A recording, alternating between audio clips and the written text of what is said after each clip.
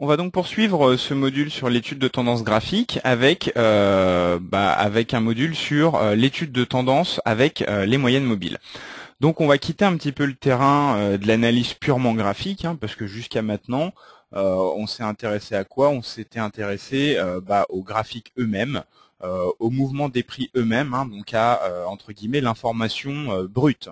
L'information brute, c'est quoi? C'est les cours eux-mêmes, c'est l'évolution des paires de devises. Donc l'analyse purement graphique s'attache à étudier les courbes elles-mêmes et rien que les courbes. L'analyse technique s'attache, elle, à étudier des indicateurs qui vont se baser sur l'évolution des cours, mais qui vont les retraiter de manière mathématique. Donc, un des indicateurs les plus simples et les plus répandus, ce sont les moyennes mobiles. Et on va voir dans cette vidéo comment utiliser les moyennes mobiles pour pouvoir confirmer nos observations graphiques dans le cadre de l'étude de tendance. Donc, tout d'abord, qu'est-ce qu'une moyenne mobile? Concrètement, sur les graphiques, on le verra dans quelques minutes avec la mise en pratique, mais concrètement sur les graphiques, c'est une courbe. Et pour la calculer, on va prendre en compte un nombre défini de périodes.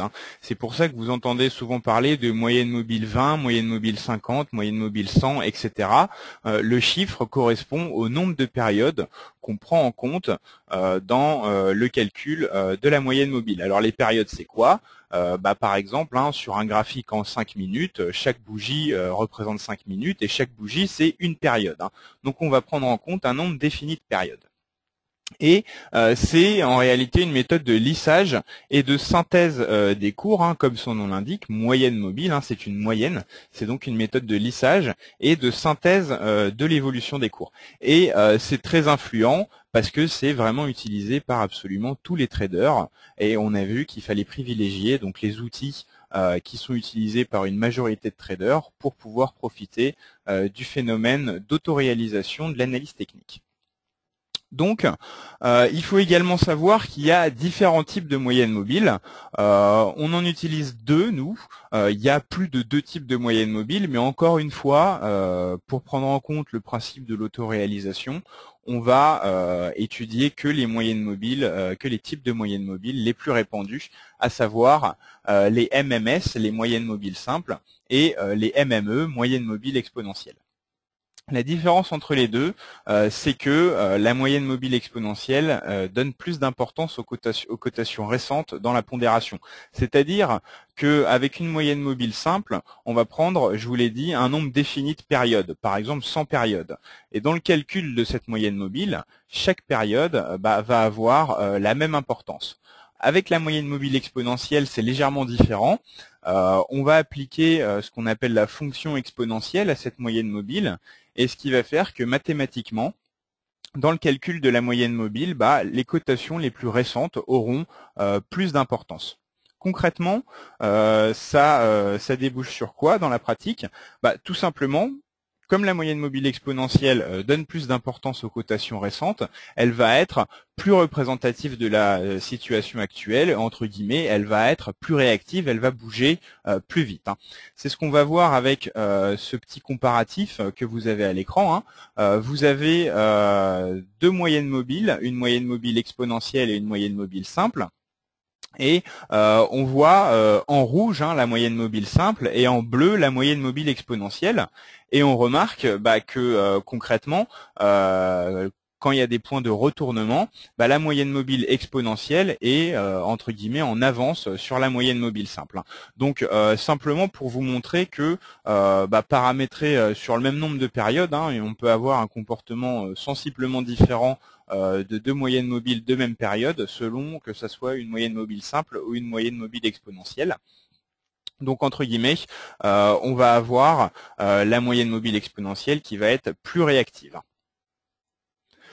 Donc on va voir maintenant un peu plus de pratique. On va laisser un petit peu de côté tout ce qu'on pourrait faire en termes de signaux de trading avec les moyennes mobiles. On le verra dans la leçon correspondante.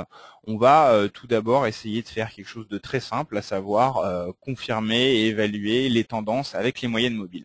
Donc dans le cadre de cette vidéo, on va chercher à faire quoi? On va chercher à évaluer la tendance générale, regarder son sens, confirmer son sens, évaluer la force d'une tendance, et on va ensuite identifier et confirmer des retournements de tendance avec les moyennes mobiles et identifier des niveaux de soutien et de résistance. Alors dans cette vidéo, on va apprendre à évaluer la tendance générale et évaluer sa force. Et dans le module qui concerne les retournements de tendance, on reviendra sur les moyennes mobiles pour apprendre à aller plus loin justement avec les moyennes mobiles et confirmer des retournements de tendance. Puis plus tard, dans la leçon sur la définition des objectifs, on va voir également que les moyennes mobiles peuvent permettre d'identifier des niveaux de soutien et de résistance. Donc tout d'abord, évaluer la tendance générale avec les moyennes mobiles. Donc je rappelle qu'il faut préférer les trades dans le sens de la tendance générale. Donc c'est tout l'intérêt de l'étude de tendance, c'est savoir quel type de signaux on va rechercher. Si on repère une tendance générale haussière, on va plutôt rechercher des signaux acheteurs. Si on repère une tendance générale baissière, on va plutôt essayer de repérer des signaux vendeurs. Donc ça, ce travail préalable, ce qu'on est en train de faire depuis plusieurs vidéos, l'étude de tendance, c'est vraiment ça qui va orienter ce qu'on va faire par la suite. Encore une fois, la réflexion pyramidale, c'est-à-dire que étape 1, j'étudie ma tendance, étape 2, je recherche des signaux, et puis je recherche des signaux qui vont de préférence dans le sens de la tendance générale. Donc pour en revenir aux moyennes mobiles, le premier indice que nous donne une moyenne mobile sur la tendance, c'est l'orientation de la moyenne mobile. Tout simplement, ça c'est très simple. Si une moyenne mobile elle monte, on a une tendance de fond qui est plutôt haussière, et si on a une moyenne mobile qui descend, on a une tendance de fond qui est plutôt baissière. Alors pour regarder les tendances de fond sur les moyennes mobiles, on se sert en général de moyennes mobiles longues. Nous, on se sert en interne de la moyenne mobile simple sans période pour faire ça. On va voir ce que ça donne sur un graphique réel tout de suite. Donc, on a ici un graphique hebdomadaire de l'euro-dollar, et puis on va chercher une tendance bien claire pour pouvoir justement étudier ce qui se passe avec les moyennes mobiles. Donc, je vais insérer une moyenne mobile simple de 100 périodes. Voilà. Je vais l'épaissir pour pouvoir avoir plus de lisibilité. Voilà. Donc là, j'ai une moyenne mobile sans période. Donc, selon la première règle que je viens de vous édicter, les moments où la moyenne mobile monte, on a une tendance qui est ascendante, et les moments où la moyenne mobile baisse, on a une tendance qui est descendante. Et bien sûr, par conséquent, les moments où la moyenne mobile est ni haussière ni baissière, où elle est plate, on a un manque de tendance. Donc concrètement, là, sur cette première partie du graphique, on a une moyenne mobile qui est plate. Donc, pour toute cette zone, on peut dire, avec l'étude des moyennes mobiles, que la tendance est incertaine. Ensuite, on a ici une moyenne mobile qui est nettement haussière. Donc, on va pouvoir dire pour cette zone-là, voilà, qu'on est dans une tendance haussière grâce à l'étude des moyennes mobiles. On a une moyenne mobile qui est haussière. On sait que la tendance générale correspondante sur les cours est également haussière. Pour l'instant, ça reste très simpliste, mais vous allez voir que comme d'habitude, on va empiler les connaissances les unes par-dessus les autres, et c'est au final qu'on se rendra compte de l'importance d'être passé par les bases fondamentales. On a ensuite une évolution plate de la moyenne mobile, et puis donc on peut considérer que sur cette partie qui correspond au cercle que je dessine, sur cette partie, on a une évolution, une tendance qui est incertaine. Bien qu'on puisse voir effectivement une forte hausse. Donc ça vous montre déjà une des limites de cette règle les moyennes mobiles, et ça vous montre pourquoi on va devoir empiler d'autres connaissances par-dessus celle-ci pour pouvoir affiner l'observation. Et ainsi de suite. Donc ensuite on a une petite phase baissière et puis une phase légèrement haussière. Donc voilà, la première règle d'étude de tendance avec les moyennes mobiles, c'est si on a une moyenne mobile ascendante, la tendance de fond est supposée être haussière, et si on a une moyenne mobile descendante, la tendance de fond est supposée être baissière. On va aller un tout petit peu plus loin dans la confirmation avec l'étude de la position relative des cours et de la moyenne mobile, entre guillemets, les cours par rapport à la moyenne mobile. On va se dire que si une moyenne mobile ascendante et que les cours sont au-dessus de la moyenne mobile, on a une tendance haussière qui est confirmée. Et si une moyenne mobile descendante et les cours sont si la moyenne mobile est descendante et que les cours sont en dessous de la moyenne mobile, on a une tendance baissière qui est confirmée. Et si les cours oscillent autour de la moyenne mobile, on a un manque de tendance. On va donc repasser sur le graphique pour pouvoir mettre en lumière ce principe. On va d'abord effacer tout ce qu'on a fait sur le graphique avant. Voilà. Donc, qu'est-ce qui se passe sur cette première partie du graphique? Je vais mettre un pointeur qui sera plus facile à voir. Voilà. Donc, qu'est-ce qui se passe sur cette partie du graphique? La moyenne mobile est plate. Donc, la première règle nous dit que la tendance est incertaine. Et les cours, qu'est-ce qu'ils font par rapport à cette moyenne mobile? Ils passent en dessous, au-dessus. On peut dire qu'ils oscillent autour de la moyenne mobile. On n'a pas de tendance particulière. Ensuite, qu'est-ce qu'on a ici? On a une moyenne mobile qui est clairement ascendante et on a les cours qui sont au-dessus de la moyenne mobile. On a donc une confirmation de la tendance haussière qu'on avait déjà trouvée simplement avec l'orientation de la moyenne mobile. Ensuite, ça va devenir plus intéressant ici avec cette phase où on a la moyenne mobile plate et où on va se rendre compte de l'utilité justement d'empiler les connaissances. Parce que là, qu'est-ce qui se passe sur ce graphique? On a certes la moyenne mobile qui est plate ici, qui nous inciterait à dire qu'il n'y a pas de tendance. Mais on a aussi les cours qui sont en dessous de la moyenne mobile. Donc ça, c'est plutôt, ça serait plutôt en train de nous parler d'une tendance qui serait baissière. Donc là, on a deux choses qui s'opposent. On a les cours qui sont sous la moyenne mobile, ce qui ressemble à une tendance baissière, et on a la moyenne mobile qui est quand même plate, qui doit être interprétée comme un manque de tendance. Donc ensuite, qu'est-ce qui se passe? On a donc les cours qui repassent sous la moyenne mobile. Donc là, on a la moyenne mobile qui est descendante et les cours qui sont en dessous de la moyenne mobile. Donc on a une confirmation de la tendance baissière. On verra après que tout va devenir plus utile quand on parlera des retournements de tendance, mais retenez bien ce qu'on voit ici, c'est vraiment le travail pédagogique préparatoire à l'étude des retournements de tendance. Donc pour l'instant, qu'est-ce qu'il faut retenir? C'est que 1, si une moyenne mobile monte, la tendance est haussière, si une moyenne mobile descend, la tendance est baissière. 2, si la moyenne mobile monte et que les cours sont au-dessus de la moyenne mobile, la tendance haussière est confirmée. Si la moyenne mobile descend et que les cours sont au-dessous de la moyenne mobile, la tendance baissière est confirmée. Et si on a une oscillation des cours autour d'une moyenne mobile plate, on n'a pas de tendance qui est entre guillemets confirmée. On va donc passer à un autre point théorique avec une autre confirmation pour évaluer la tendance générale avec les moyennes mobiles. On va pouvoir étudier la position relative de deux moyennes mobiles. Donc on va garder la moyenne mobile 100 qu'on a trouvée et on va en prendre deux autres plus petites, une courte et une moyenne, et on va se dire que si la moyenne mobile la plus courte est supérieure à la moyenne mobile longue ou moyenne, on a une tendance haussière qui est confirmée, et si la moyenne mobile courte est au-dessous de la moyenne mobile longue, on a une tendance baissière qui est confirmée. On va voir ça tout de suite sur notre graphique.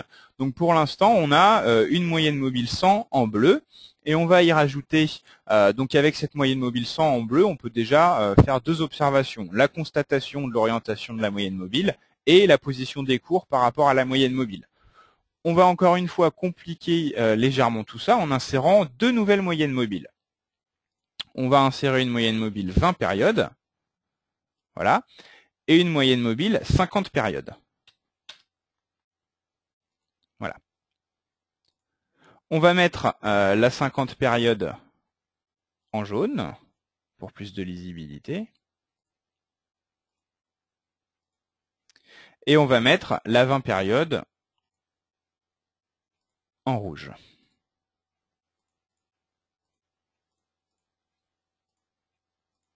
Voilà.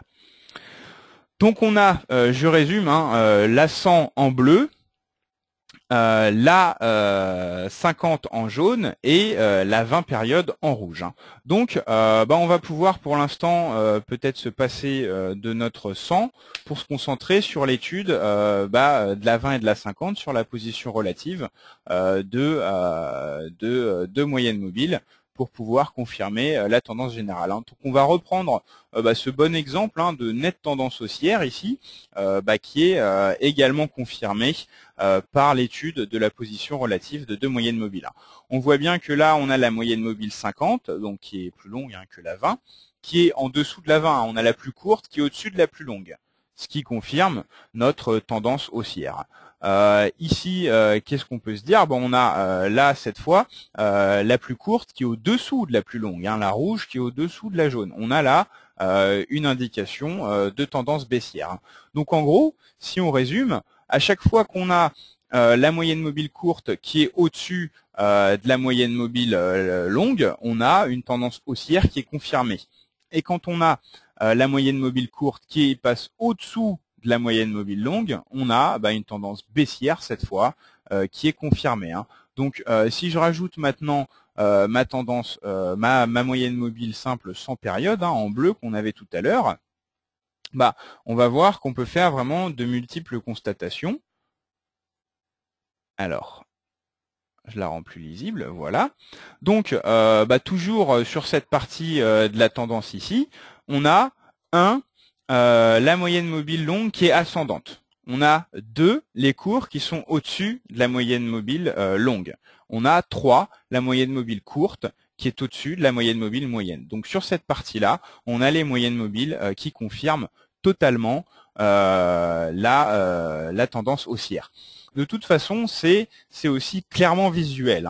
Là, on sort un petit peu du domaine de la technique, mais on voit bien que là, on a quelque chose entre guillemets propre. On a des lignes qui sont presque parallèles, on a les cours qui montent très franchement. À la limite, on a presque besoin juste de bon sens pour se rendre compte que c'est une belle tendance haussière. À l'inverse, on voit bien ici qu'on a les cours qui sont plats, qu'on a les moyennes mobiles qui se croisent les unes les autres sans arrêt, etc.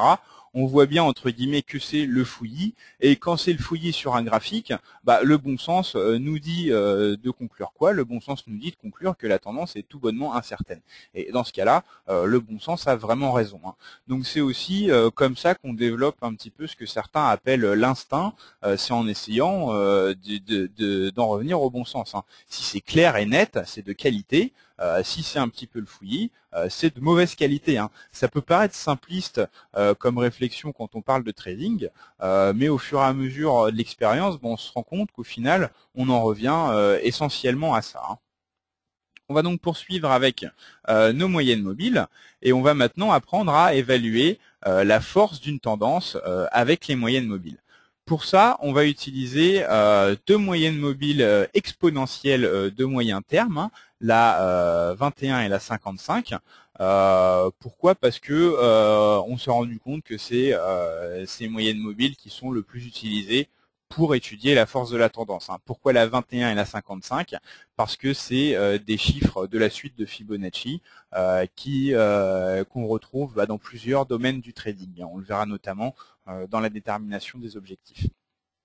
Donc, qu'est-ce qu'on fait quand on étudie la force d'une tendance avec les moyennes mobiles exponentielles?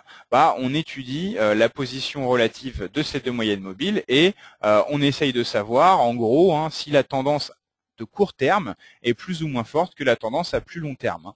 On a vu que dans les tendances, il y a différents niveaux de tendance, des tendances de long terme, des tendances de moyen terme, des tendances de court terme, des tendances de très court terme, et qu'une tendance au final peut être découpée quasiment à l'infini, jusqu'à voir cotation par cotation.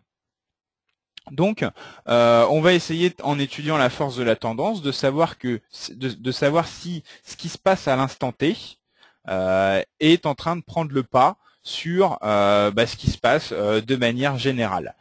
C'est un peu abstrait pour l'instant et ça restera quelque peu abstrait dans l'application. C'est pas quelque chose de vraiment quantifiable, l'étude de la force de la tendance avec les moyennes mobiles. C'est un petit peu un outil de suivi de position. C'est un outil sur lequel on basera pas forcément ses prises de décision. c'est un outil qu'il faut considérer comme un outil complémentaire auquel vous allez accorder certes de l'importance, mais peut-être un petit peu moins qu'à d'autres outils qui sont plus concrets. Donc la force de la tendance, quand on la connaît, ça permet d'évaluer le potentiel des opérations. Ça permet dans un certain sens de prévoir des retournements. Forcément, si une tendance perd de sa force, elle a plus de probabilité de se retourner que si une tendance continue de gagner en force. Et ça permet également de suivre les positions, parce que tout simplement, si on est en train de suivre une tendance haussière et qu'on peut constater que cette tendance perd de la force, on a peut-être intérêt à couper la position, à encaisser ses gains et à ne pas s'exposer à un éventuel retournement de tendance. Donc on va maintenant voir graphiquement comment ça se représente. On va effacer toutes nos moyennes mobiles qui sont des moyennes mobiles simples pour pouvoir y installer des moyennes mobiles exponentielles qui vont nous aider à étudier un petit peu la force de la tendance. Donc on va prendre une 21 comme on l'a dit, voilà, qu'on va laisser en rouge.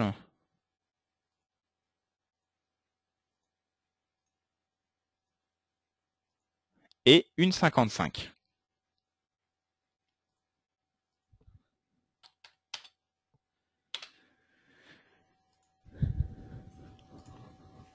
Qu'on va mettre, elle, en jaune.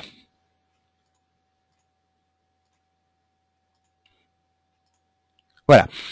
Donc, je m'intéresse à quoi quand j'étudie la force de la tendance avec les moyennes mobiles exponentielles?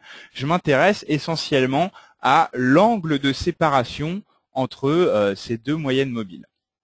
Donc, si on a une tendance haussière et que ces deux moyennes mobiles ont un angle qui s'accroît, si l'écartement entre ces deux moyennes mobiles s'accroît, c'est que la tendance gagne en force.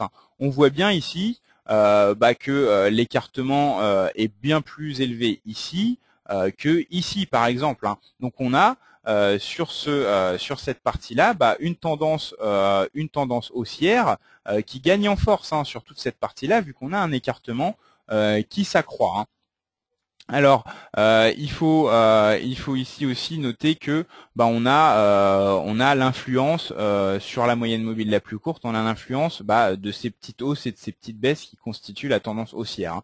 Vous voyez que si la moyenne mobile plate, la moyenne mobile 50 est assez plate et arrive à lisser un petit peu tous les mouvements des cours, la moyenne mobile 20 est une moyenne mobile trop courte pour lisser toutes ces évolutions. Donc on constate quand même des creux de cette moyenne mobile là où les cours font également des creux. Donc, c'est pour ça que il faut se méfier un petit peu de l'étude de la force de la tendance et ne pas l'utiliser pour prendre des décisions de trading, parce que par exemple là, on peut voir que la tendance prend de la force, vu que ces deux moyennes mobiles s'écartent, se dire là, l'écartement se réduit, je vais sortir de la position, alors que la tendance, on le voit, est toujours valide. Donc, il ne faut pas réagir au quart de tour avec l'étude de la force de la tendance. C'est quelque chose qui s'étudie dans la durée. Et là, on peut étudier, par exemple, des genres de cycles. Au lieu de s'attacher à chaque mouvement de la moyenne mobile, on va regarder les extrêmes. On voit que ici, il y a un écartement maximal. Après, ça se resserre. Et là, il y a un écartement maximal. Si je mesure les deux, cet écartement-là est plus petit que cet écartement-là. Donc, la force de la tendance s'accroît. Pareil, si je reprends là un autre écartement maximal, on a cet écartement-là qui est plus important que cet écartement-là. Donc, effectivement, la tendance continue à prendre de la force. Idem pour là, où on a un écartement bien plus important ici qu'ici, par exemple. Donc, on voit effectivement que l'écartement entre ces deux moyennes mobiles s'accroît. Donc, quand on a une tendance en place et que on suit ces deux moyennes mobiles, on voit que la tendance s'accroît. Donc, dans la pratique, comment on pourrait s'en servir sur ce graphique, par exemple? Imaginons qu'on rentre en position par là. Donc, on voit que la tendance haussière continue à gagner de la force. Donc, on suit la position, on reste acheteur. Ici, on reste encore acheteur, vu que les moyennes mobiles sont toujours très écartées. Et on voit au fur et à mesure que les cours descendent, que la moyenne mobile là commence sérieusement à réduire son écartement. Donc là, à partir de ce moment-là, à peu près, on se rend bien compte qu'on n'est pas dans un petit mouvement, hein. On se rend bien compte qu'on est plutôt dans un retournement de tendance, hein. On verra dans les vidéos suivantes comment justement identifier ces retournements de tendance. Mais là, rien qu'avec la force de la tendance, on voit bien que là, entre guillemets, il se passe quelque chose de pas normal. Là, on avait des petits creux qui étaient rapidement corrigés, des petits creux comme ça. Là, on voit bien que c'est pas un petit creux qui va être rapidement corrigé. Donc à ce moment-là, quand on voit qu'effectivement l'écartement entre les deux moyennes mobiles se réduit de manière drastique, on peut se dire que c'est pas une pause dans la tendance, que c'est effectivement peut-être un premier signe de retournement de tendance. Et dans ces cas-là, on sortirait de la position, hein. Donc à partir de à peu près si je prends ma réglette, hein, à partir de ce moment-là, hein, on se rend compte qu'il y a un problème, hein. On voit que la moyenne mobile chute drastiquement, donc on se rendrait compte du problème à partir d'ici, hein. Donc certes, on aurait accusé cette baisse-là, mais si on était rentré là, hein, on aurait quand même gagné beaucoup d'argent, hein. Donc voilà pour l'étude de la force de la tendance. Tout simplement, c'est un outil dont on se sert principalement pour suivre les positions et on étudie l'écartement de deux moyennes mobiles, la 21 et la 55. Alors concrètement, je vous ai montré à quoi ça pouvait servir dans les sorties de position. On voit que la tendance qu'on suit perd sa force, on sort de position. Mais si on peut aussi s'en servir pour définir ses objectifs. Si on repère une tendance et que sa force, elle a l'air de s'accentuer, bien sûr, on va avoir des objectifs peut-être plus gourmands que si on voit qu'une tendance est faible, hein. Donc, bien sûr, hein, plus les deux moyennes mobiles sont écartées, plus la tendance est forte, et plus dans ces cas-là, on va pouvoir avoir des objectifs ambitieux, hein. Donc, si on résume, on se sert de l'étude de la force de la tendance pour suivre ses positions et pour voir, entre guillemets, quand est-ce que ça commence à sentir le roussi et quand est-ce qu'il faut sortir de position. Et on peut également s'en servir dans la définition de ces objectifs, sachant que plus l'écartement entre ces deux moyennes mobiles va être important, plus on va avoir des objectifs qui pourront être considérés comme ambitieux. On va donc continuer avec la pratique, hein. Donc comme je vous l'ai dit, hein, on a utilisé une moyenne mobile 21 et 55, hein, des moyennes mobiles exponentielles 21 et 55, et on a regardé l'écartement des deux moyennes mobiles, qui signifie une accélération de la tendance, ou au contraire, quand deux moyennes mobiles se rapprochent, on a une perte de tendance, et on a vu donc qu'on s'en servait pour suivre une position qu'on a déjà prise, ou sinon pour un petit peu évaluer le potentiel d'une opération, sachant que forcément, hein, plus la force de la tendance est importante, plus les objectifs pourront être élevés. Ça, encore une fois, ça n'est que du bon sens, hein. On va maintenant faire un petit résumé de l'étude de tendance grâce aux moyennes mobiles, ce qui va me permettre un petit peu de vous reparler de notre philosophie de trading. Donc, avec les moyennes mobiles, qu'est-ce qu'on peut faire? On peut constater l'orientation d'une moyenne mobile. Pour étudier les tendances avec les moyennes mobiles, qu'est-ce qu'on peut faire? On peut constater l'orientation de la moyenne mobile. On regarde si elle monte ou si elle baisse. Si elle monte, tendance haussière. Si elle baisse, tendance baissière. On peut regarder les cours par rapport à la moyenne mobile, hein. Si les cours sont au-dessus de la moyenne mobile, c'est plus une tendance haussière. Si les cours sont en dessous de la moyenne mobile, c'est plus une tendance baissière. On va également regarder l'orientation de deux moyennes mobiles l'une par rapport à l'autre, hein. On a pris les moyennes mobiles simples 20 et 50 pour le faire.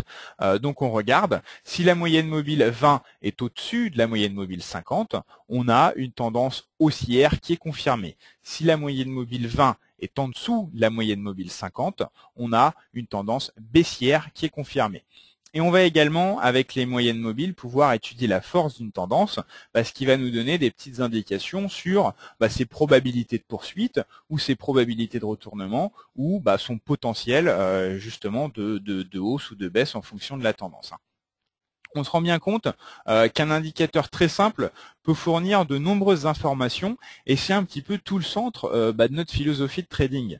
Nous, qu'est-ce qu'on se dit? Nous, on se dit qu'il vaut mieux connaître à fond comme ça l'utilisation d'outils simples plutôt que de connaître superficiellement la plupart des outils en essayant de se tenir au courant du dernier indicateur à la mode, de la dernière technique à la mode. Pour nous, c'est vraiment, c'est dans les vieux pots qu'on fait les meilleures confitures et personnellement, on obtient de bien meilleurs résultats en analysant scrupuleusement des outils très simples plutôt qu'en essayant de faire toujours plus compliqué, plus nouveau, dernier cri, etc. Ça vous montre aussi l'étude de tendance grâce aux moyennes mobiles, ce qu'on entend par réflexion pyramidale. On a vu qu'au départ, on regarde juste la moyenne mobile. Ensuite, on regarde les cours et la moyenne mobile. Ensuite, on regarde deux autres moyennes mobiles, l'une par rapport à l'autre. Ensuite, on regarde la force de la tendance avec encore deux autres moyennes mobiles. Et on voit que tout ça s'empile très bien, parce qu'au final, on peut faire tout ça sur le même graphique et avoir au final comme des indicateurs qui s'allument dans votre tête. C'est-à-dire que tiens, j'ai ma moyenne mobile qui est haussière. Tiens, j'ai des cours qui sont au-dessus de ma moyenne mobile. Tiens, j'ai mes deux moyennes mobiles qui se comportent de manière haussière, etc. Et vous empilez comme ça au fur et à mesure des constatations. Et ça permet quoi? Ça permet déjà de comprendre dans les moindres détails tout ce que vous faites. Et quand vous comprenez dans les moindres détails tout ce que vous faites, vous allez acquérir du flair, vous allez acquérir de l'expérience beaucoup plus vite que si vous reproduisiez un petit peu mécaniquement quelque chose que vous maîtrisez pas à fond, mais que vous arrivez quand même, bon an mal an, à appliquer. Donc quand on comprend dans les moindres détails ce qu'on fait, on devient très rapidement quelqu'un qui arrive à s'imprégner un petit peu de toutes ces techniques et puis au final d'avoir du feeling. Parce que selon nous, le feeling, ça peut s'acquérir. Le feeling, c'est pas du génie, c'est pas savoir instinctivement par entre guillemets l'opération du Saint-Esprit dans quel marché, dans quel sens le marché va se diriger. Non, le feeling, d'après nous, c'est l'expérience. C'est-à-dire que toutes ces techniques de trading qu'on vous expose, vous vous dites ah oui, je vais regarder les cours par rapport à la moyenne mobile, je vais regarder l'orientation de la moyenne mobile, ensuite je vais regarder ça. Il vous faudra peut-être des fiches pour vous rappeler de ce qu'il faut faire. D'ailleurs, on vous en a offert dans le cadre de cette formation, des fiches PDF. Donc au départ, ça sera assez laborieux. Vous allez vous dire ah oui, mais c'est la moyenne mobile 20 et 50, ok, il faut que la 20 soit au-dessus de la 50 pour que ça soit une tendance haussière, etc. Ça sera un petit peu difficile en tant que débutant. Mais très vite, tout ça, vous allez même plus y penser. Vous allez constater sur les graphiques que telle moyenne mobile est au-dessus de telle moyenne mobile, que les cours se comportent de telle manière, etc. Et au final, qu'est-ce que vous allez faire? Vous allez appliquer tout un tas de techniques d'analyse, sauf que vous les aurez appliquées tellement de fois, des centaines, des milliers de fois, qu'au final, vous vous rendrez même pas compte que vous les appliquez, et vous allez arriver à des décisions de trading où vous allez vous mettre devant un graphique et vous allez vous dire, sans aucune analyse apparente, là faut que j'achète, là faut que je vende, etc. Et ça, vous allez vous dire, ah, j'ai acquis un super feeling. Non, vous n'avez pas acquis un super feeling, vous êtes malheureusement pas devenu un génie, c'est simplement que vous vous êtes imprégné de toutes ces techniques de trading, tellement imprégné que vous les appliquez sans même vous en rendre compte. Et c'est vraiment là qu'il faut tendre. Tout le monde peut réussir en trading si on s'en donne les moyens, et tout le monde peut aussi avoir du feeling. Avoir du feeling, c'est maîtriser tellement ce qu'on fait qu'on se rend même plus compte qu'on le fait. Et pour maîtriser tellement ce qu'on fait, qu'on se rend même plus compte qu'on le fait, il faut savoir décortiquer ce qu'on fait dans les moindres détails. Et c'est ce qu'on fait en passant, là par exemple sur cette vidéo, tant de temps sur l'étude d'un outil si basique que la moyenne mobile. Mais croyez-nous, on a une grande expérience en termes de formation de trader, et c'est vraiment sur la durée, c'est vraiment comme ça qu'on réussit, c'est vraiment comme ça qu'on arrive à imprimer certaines connaissances et certains comportements. Donc cette parenthèse est terminée, de même que cette vidéo sur l'étude de tendance grâce aux moyennes mobiles. Je vous donne rendez-vous dans une prochaine vidéo pour parler des figures particulières.